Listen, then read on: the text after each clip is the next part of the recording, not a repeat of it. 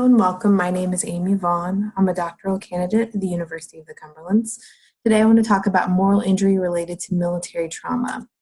First, talk about veterans and PTSD figures. There are about 18.5 million veterans living in the U.S. currently, and about 14% of Operation Iraqi Freedom, Operation Enduring Freedom, 12% of Gulf War, and 30% of Vietnam veterans experience PTSD within their lifetimes, considerably higher than their civilian counterparts, of whom experience about 7% have PTSD within their lifetimes.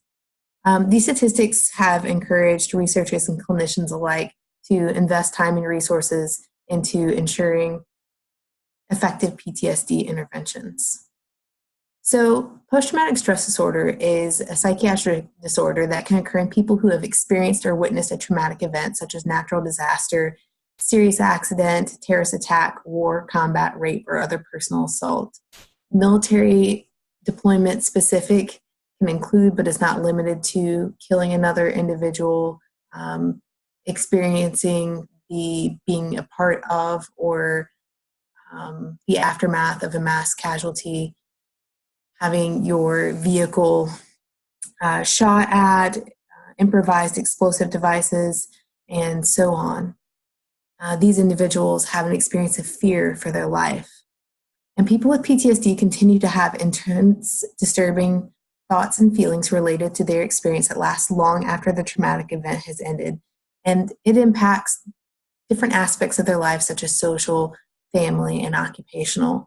They might relive the event through flashbacks or nightmares. They might avoid situations or people that remind them of the traumatic event, as it tends to cause fear. And they may have strong negative reactions to something as ordinary as a loud noise or accidental touch. Might seem a little bit jumpy, might have difficulty being in places that have large crowds or where things might not be predictable. So PTSD is related to a fear response to memories of trauma. And the behaviors that are experienced are due to the veteran experiencing fear or attempting to avoid experiencing fear of those memories. So what the DSM-5 may fail to fully address in the PTSD diagnosis is the experience of guilt and shame that many veterans face after trauma. And so guilt is addressed in the current DSM, but in such a way that it is a cognitive distortion.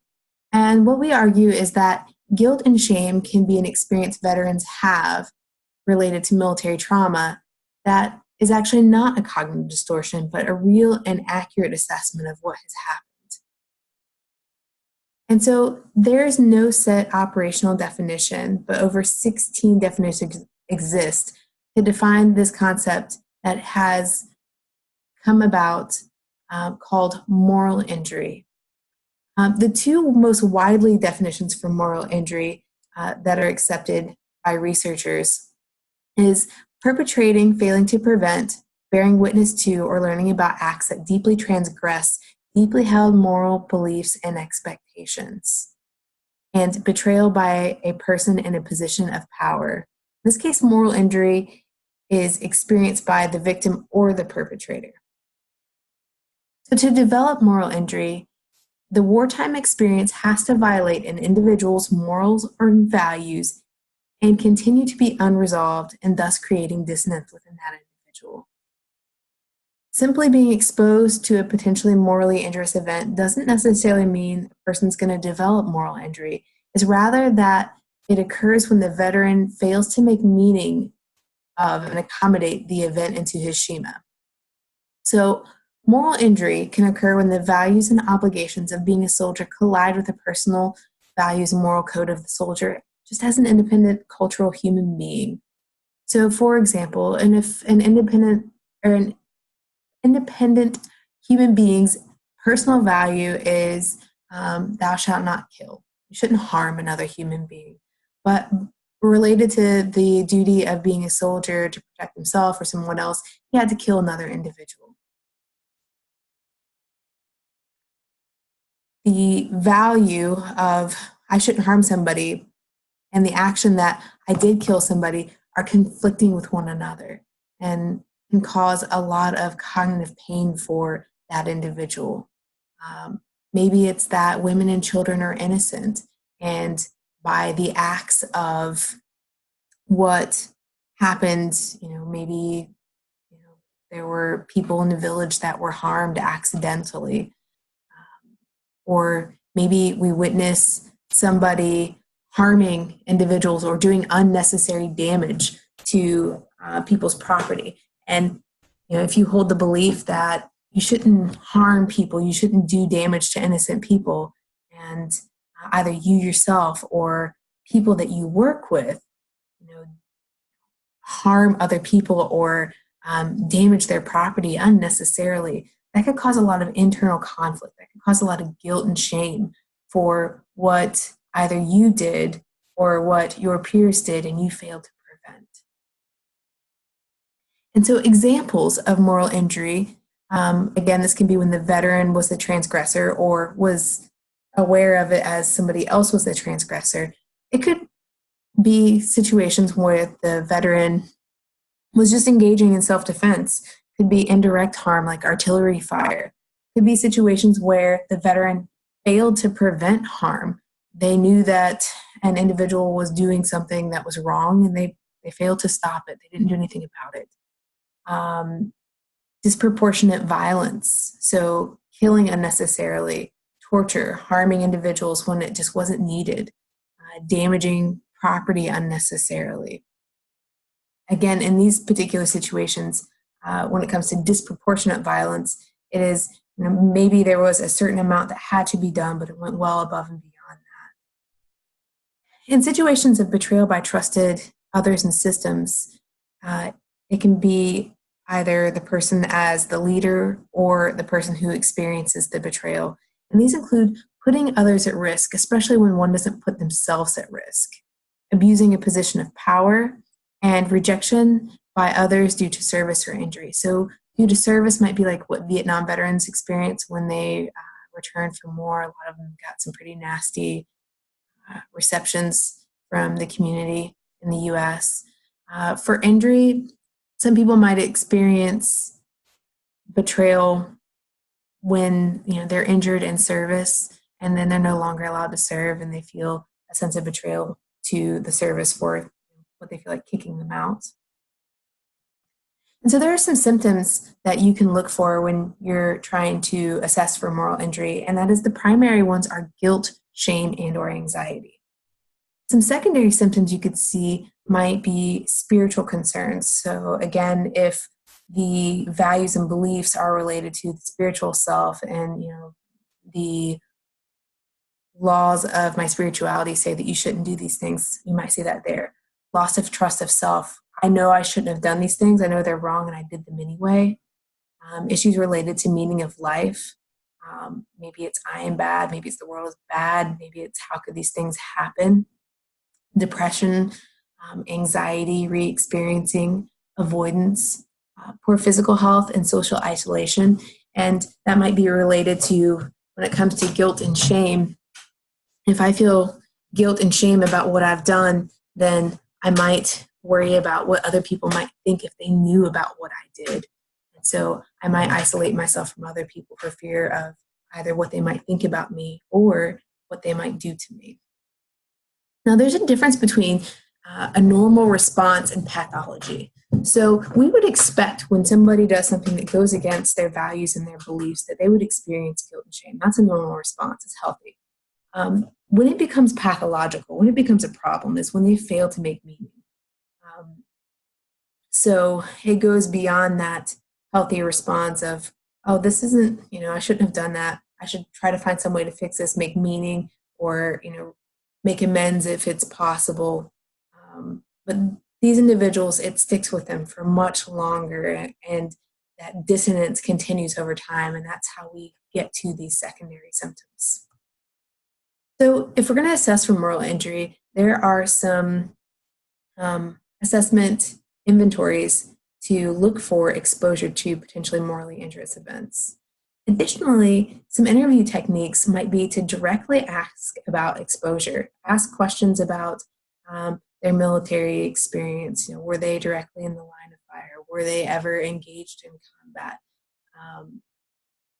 often these situations don't go, or they go unaddressed. If the veteran experiences guilt and shame, they might not talk about it, they might not bring it up because they fear being judged. And so given opportunities to discuss this and demonstrate that you're not going to judge them. You can also assess for moral injury symptoms.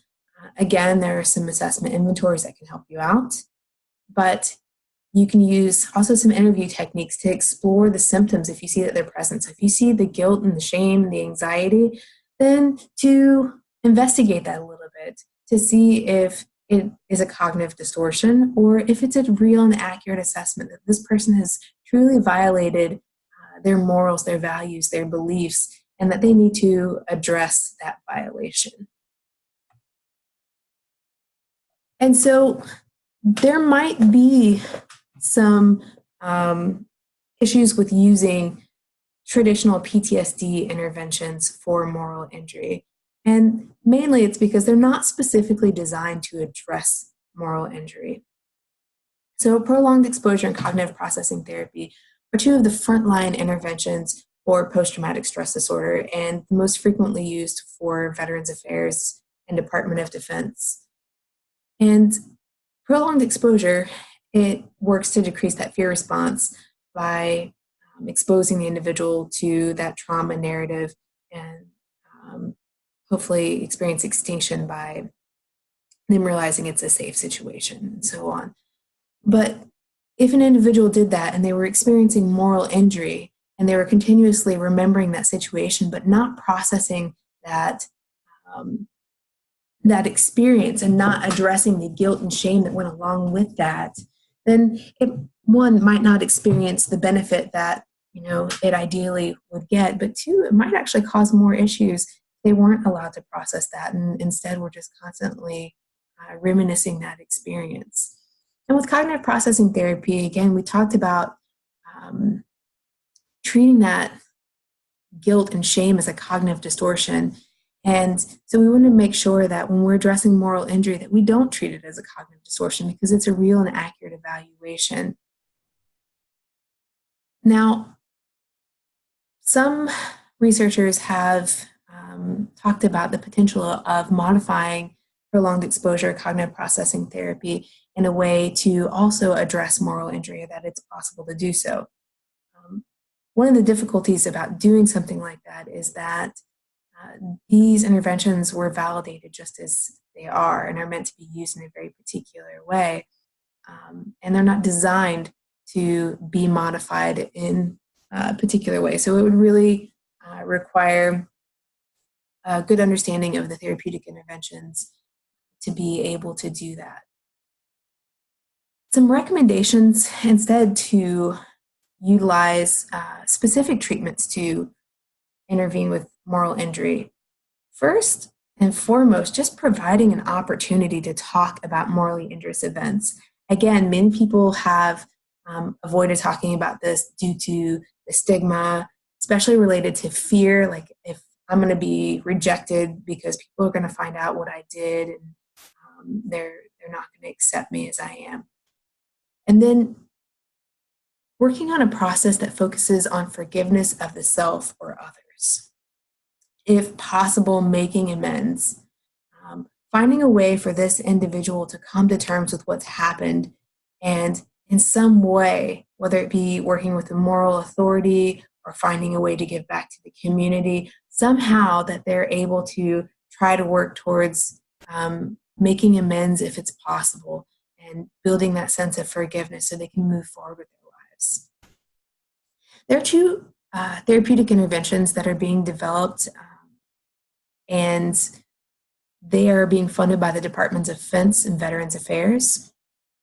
The first is impact of killing. So this is specifically for individuals who have killed in combat and have completed cognitive processing therapy or prolonged exposure PTSD treatment interventions and continue needing treatment due to the continuation of negative symptoms.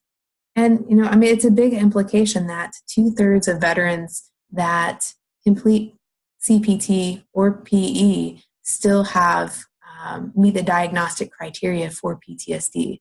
So for those individuals, impact of killing might be an effective treatment intervention, especially if it's related to moral injury. Adaptive disclosure is a little bit different. There's no PTSD treatment required, and this intervention is able to treat moral injury and PTSD concurrently if necessary. And so it's really exciting that these treatments are being developed, and I think we're going to see them out and available for frontline use in the near future. Some limitations, while they are being developed and it's exciting, it's still not frontline use, as in Department of Defense and Veterans Affairs. While they're working on it, it's not out yet quite for primary use. And the prevalence of moral injury is unknown. Because the symptoms overlap so much with PTSD and some other disorders like depression, it can be difficult to pinpoint what is PTSD, what is moral injury, and so on. But the exciting thing is that the bulk of the research for moral injury has been in the last 10 years, and we've seen a lot of headway. Hopefully, we'll be able to do more education for the community about moral injury and be able to have more informed trauma care. Thank you for your participation, and I appreciate your time. If you're interested in the resources, here are some. Have a good day.